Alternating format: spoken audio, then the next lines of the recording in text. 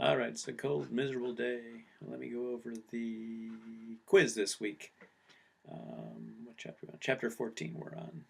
Looking at this aggregate supply, aggregate demand. It's a quick chapter. If you take a look in the textbook, it wouldn't hurt to read this chapter because there will be some questions on the final from this chapter because it's looking at supply and demand again. It's kind of like we had earlier, I believe, in chapter 3, looking at supply and demand in the micro, looking at for individual firms. But here we're looking at the aggregate demand, aggregate supply for the whole economy.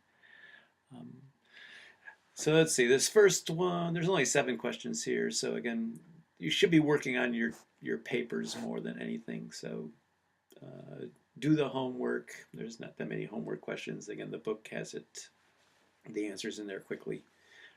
Do as many times you want the quiz here. Get 2 times shot through, but I will do it for you here to help you along. So this first one, most firms, the biggest cost of doing business, again, the biggest cost of doing business for basically every firm is wages, unless new technology comes in and puts people out of work, which is happening. Check my answer. Yeah, great.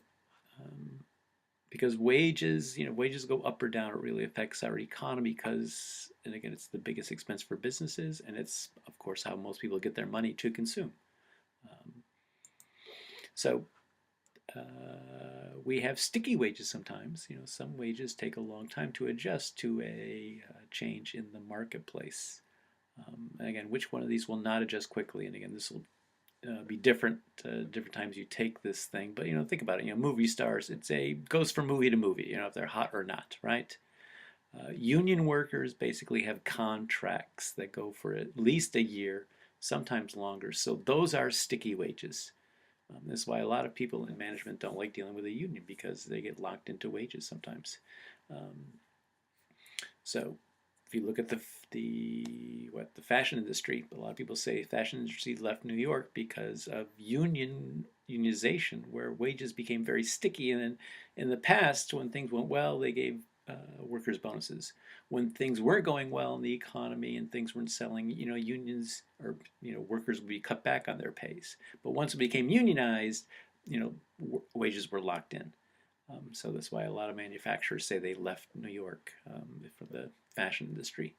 So that is one that does not adjust. And of course, financial consultants go up or down. Defense lawyers in private practice, again, these are very market sensitive wages.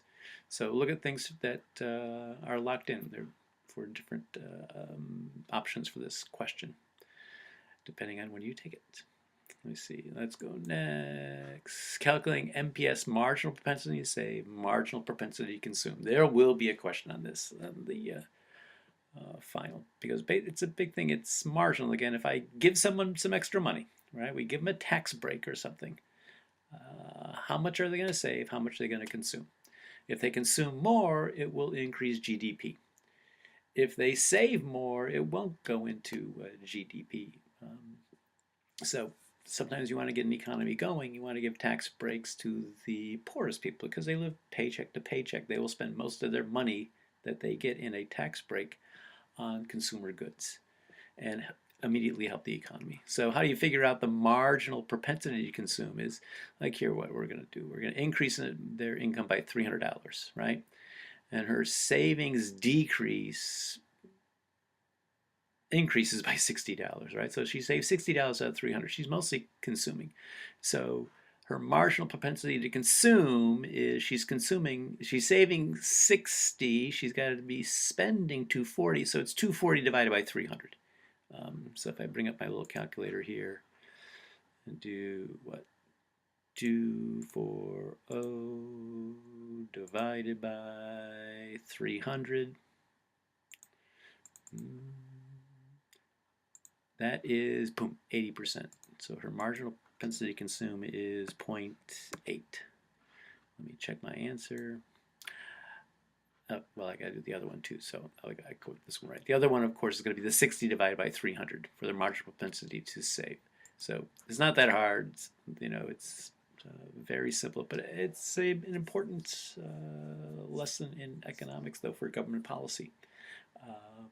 If we help the wealthiest people in this country by lowering their taxes, they have a higher marginal propensity to save because you give somebody making $2 million a year, if you give them a $3,000 tax break, they're saving all that $3,000. They're not extra spending it. They're spending as much as they're all going to be doing anyway, generally. Just think about it. Let's see, higher gas prices, frugal consumers, and economic fluctuations. Suppose the gasoline prices increase sharply, right? Let's hope that doesn't happen, right? They went down sharply the other day, which is a good sign, because U.S. inventories came out as really high compared to what people are expecting. So if they go up, consumers fearing owning too many expensive cars, again, if they have big gas guzzlers, right? What's going to happen? This happened in the 70s, also happened in the 90s. So they cut back on their purchases of new cars and decide to increase their savings, right? So in the short run aggregate supply curve, right?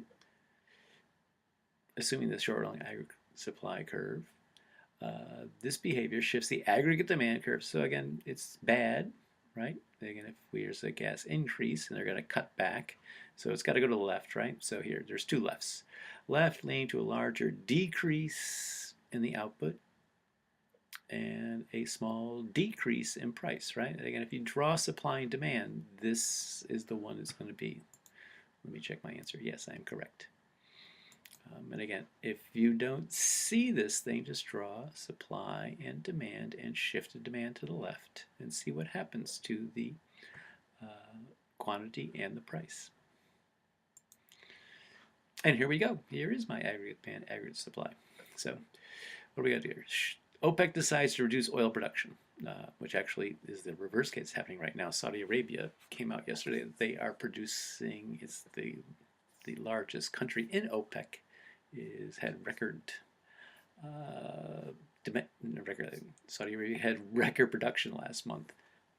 So they're producing more. But if they cut the supply curve, which some countries want them to do, Lord knows Venezuela has been begging other OPEC members to cut supply to increase the price. So again, using the drawing tools, right, do a new short-run aggregate supply. So I'm going to draw my little aggregate supply. Again, if they cut production, it's going to cut supply, so the supply will shift to the left. And there's my line. I'm going to call it aggregate supply. Carefully following the instructions above, the impact result would be, let's take a look. A recession, lower price level. Take a look. Here's my E1 here, where aggregate supply and aggregate demand originally. Now it's up here, so prices have increased and the quantity produced has decreased, right? Again, here's the E1, here goes the E2. So we got to look for the thing on the left here that does a lower price, right, and lower quantity produced. Like a higher price and lower quantities. That would be, again, if it's lower quantity, there's higher unemployment. So this is going to be the stagflation. We'll talk about stagflation in class. But a higher price and a higher unemployment because, again, less quantity produced. Let me check my answer. Yes, 100%. Fine. Oh, another graph, because I love these graphs. That's why I put them in. Congress has decided to enact a tax cut for all Americans earning less than $50,000 in gross income. This will be good for the economy in the short run because, again, people making this little money, unfortunately, tend to consume more. So their marginal propensity to consume is really high. So what's the effect of aggregate demand, right? So it's a tax cut, people are going to buy more crap, right? So my aggregate demand is going to go out to the right. Somewhere out there. Check answer, yeah, perfectly correct. Next, here's another graph. Use the 3-point curve. Here's a little curving. It's not that hard. What are we going to short? So now the effect of a decrease in material costs, right? So basically, material costs is like oil. Oil has dropped tremendously for a lot of businesses. So aggregate supply, it's good, right? So aggregate supply is shifted to the right. So I'm going to draw my 3 points. So I got to click once somewhere here, another one in the middle, somewhere down there, and then, all right, my short run aggregate supply is shifted to the right. Let me check my answer. Again, perfect. So again, classic supply and demand. It's going to come back on the final. A question like this is that is basically the quiz. You know, the final's going to have a question like this, right? One of the long essay questions where I'm going to have aggregate supply, aggregate demand. Something's going to happen. It's going to affect one of these two things. You have to decide which one it affects and which way it shifts, left or right. So again, review chapter 3 if you have a question with supply and demand. I believe it's chapter 3.